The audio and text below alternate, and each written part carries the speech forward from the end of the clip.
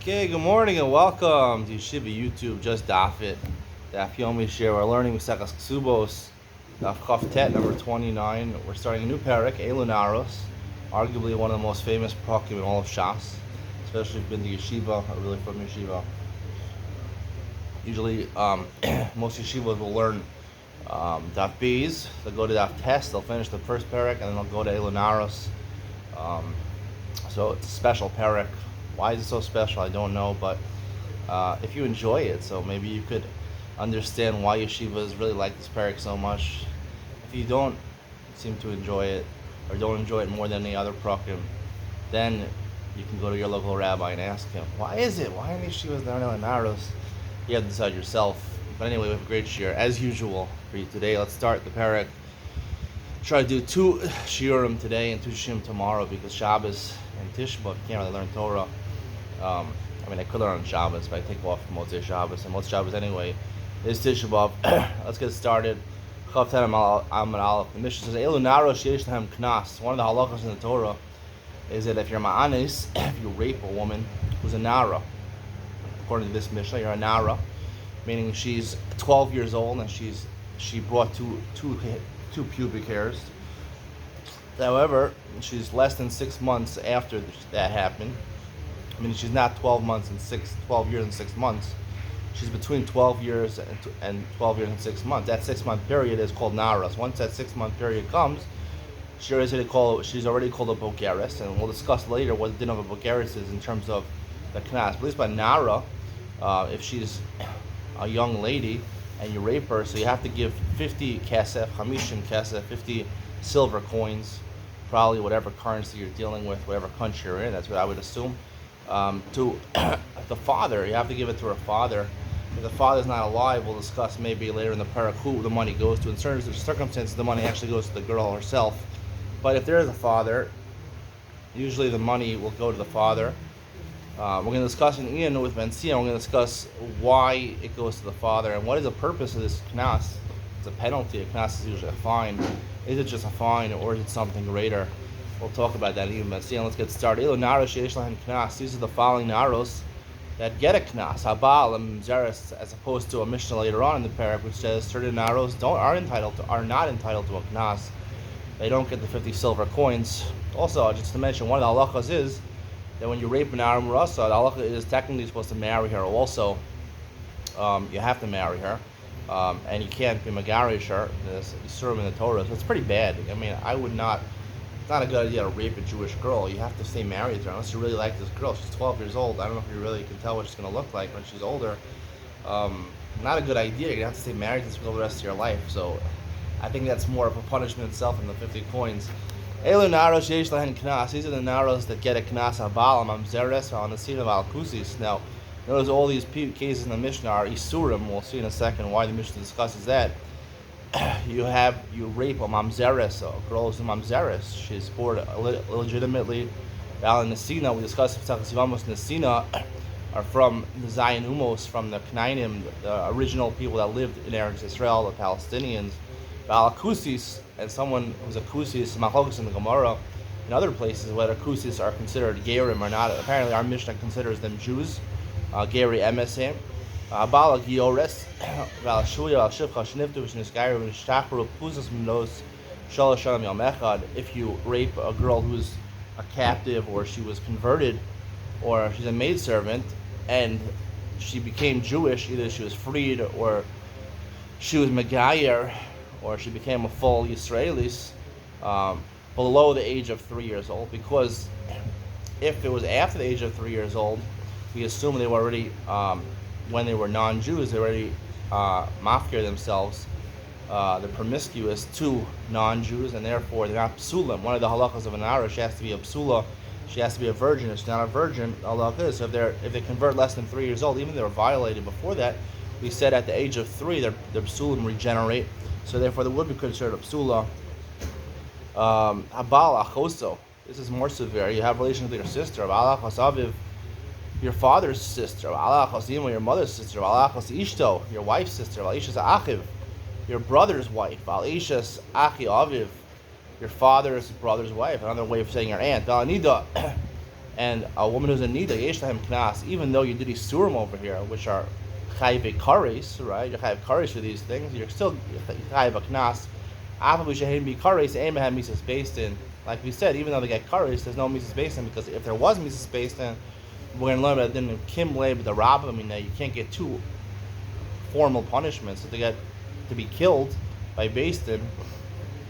Once you're killed by based in, you don't have to penalize, or your estate is not penalized for the knas, for the monetary matter. The Gemara says, "Hani naros psulos islu knas cheros lo." All these cases in the Mishnah are women that you're not allowed to marry. There's usher to marry. What about a regular woman who's not related to you, right? She doesn't get a knas. We meant to say this Mishnah says that it's the chiddush, right? These naros, even though they're psulos, they get a knas. Of course, if they're ksheros, the Mishnah doesn't have to say that. It says in the Torah already, they get a knas. Naira in Ketana lo, it says naros, right? If she's a nara, she's a young maiden, right? If she's a ketana, if she's younger than that, she's a child, you rape her, there's no knas. Mantana, who is the author of Mishnah? Amar Yehuda Amarav, Rabbi Meir, Rabbi Meir, the son of Ketana, Bas Yom Echav, Ashitavi Shtei Saros, Heish La Mechav, Ein La Knas. Ketana, from being a day old, right when she's born, until she becomes a nara, 2 pubic hairs and 12 years old, the father can sell her. We'll learn in Masechas Kedushin, the father has rights to sell his daughter, to marry her off when she's a ketana. When she's a nara, he doesn't have that power anymore. Once she becomes 12, until she becomes 12 years old and 6 months, yesh knas ve'en la mecher. The opposite. She has the din of a nara in regards to the knas, but not, you can't sell her. The father can no longer sell her. They were Meir. That's Rabbi Meir's opinion. Rabbi Meir Omer Kol Makom Sheish Mecher and Knas Kol Makom Sheish Knas and Mecher. The two halachas don't overlap. They hold no. Again, 3 years old is the minimum, because we have to assure that she's a psula. So from 3 years until bagras, through naras, right? Even when she's a ketana, she would get a knas. So the Gemara immediately asks, just to clarify the sheet of the chum, knas in mecher lo.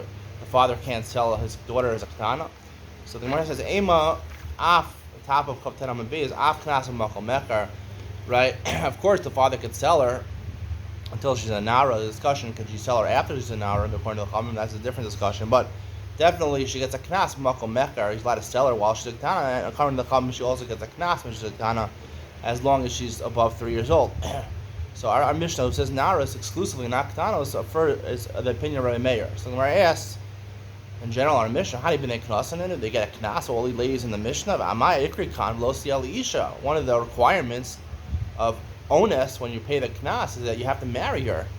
Isha haruya lo has to be someone who's fit to be married to. Chayve lav and chayve krisus, which are mentioned in the Mishnah, you can't stay married to them.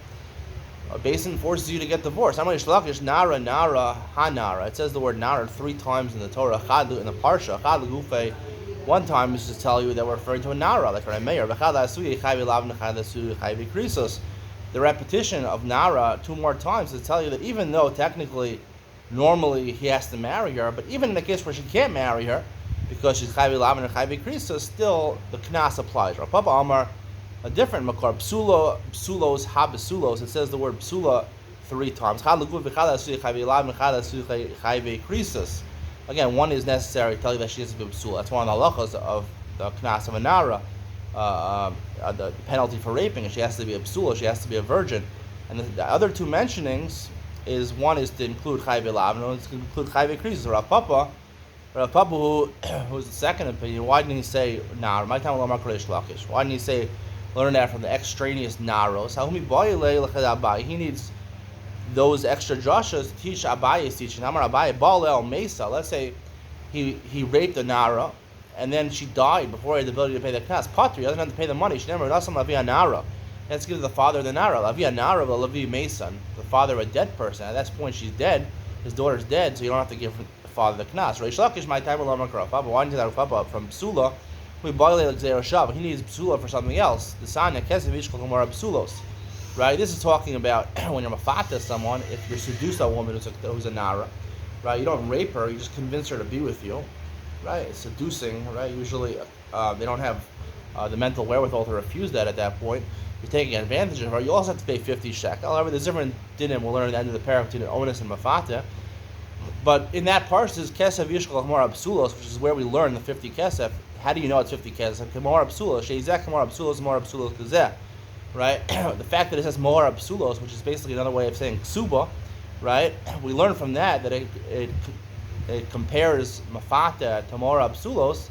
The money you're giving in Mafata and also in Ones is really in place of the Ksuba, right? And therefore we learn that just like Ksuba is 50 silver coins, which amounts 50 slaim, which ends up to being 200 dinarim, 200 zuz, like it says in our Mishnayos in the first parak. So therefore, we learn from a ksuv the value of a ksuva, and we also learn that the value of a ksuva is how much you pay for onus. So you learn the Torah connects the two to tell you that it's the exact same payment. Reish Lakish nami ba'ay lechel Abaye. Reish Lakish also needs it for Abaye. Or Abaye is Joshua. Rav Papa nami ba'ay lechel Shava. Rav Papa, presumably they all hold of these two halachas. El Shisa Krai Ksive. Rav Papa and Reish Lakish really joined together. There's really 6 psukim. Slicha. אני מוסר שיר, מותר רוצים להישאר פה, או לשב בשקט, או ללך לבית המדרש. תודה.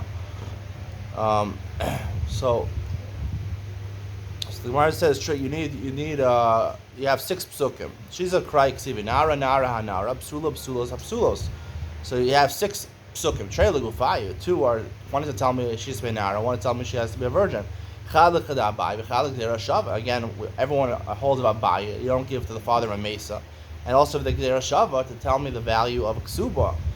Israel trey. You have 2 extra psukim.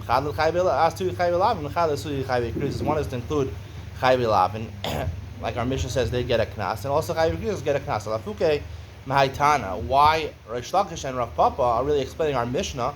Our Mishnah argues it's not a view that's held by everybody. It says by onus you have to marry. It has to be someone that you can have havaya, that your marriage, the kedushin is tofsin, right? That if you're makadisher, it halachically works. So Omer, what does it mean? Isha haruya l'kaima. Not just that it takes effect. More than that, it has to be, even if it takes effect, you have to be able to stay married to her. And Beis Din is not forced to dissolve your marriage. My benai, what's the practical difference between Rosh Hashanah Timni and Rosh Hashanah Menasya? Practically, we hold like Rosh Hashanah Menasya. When we explain this more in Yom Ben Sion, we don't hold like our Mishnah, like Rosh Hashanah Menasya. You really technically only pay your knas, not in Chayv Elav, not in Chayv Krisus. So you have to be able to remain married to her. What's the difference between these two tonight?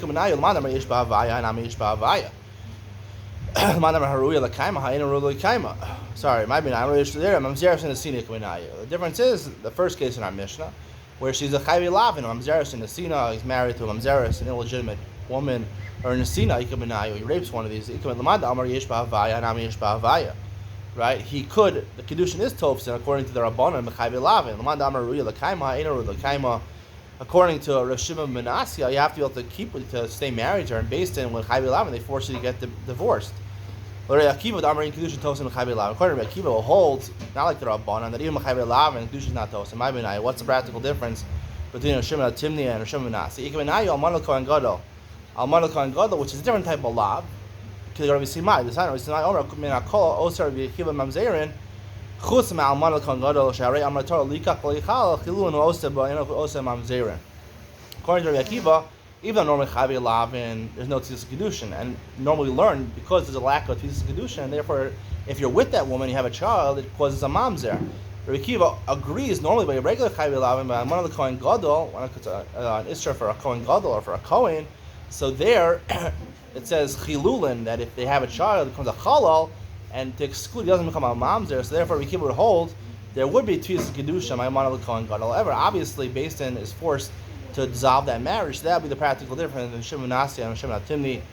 That was pretty quick. We did the first Daf It in 14 minutes and 21 seconds and counting.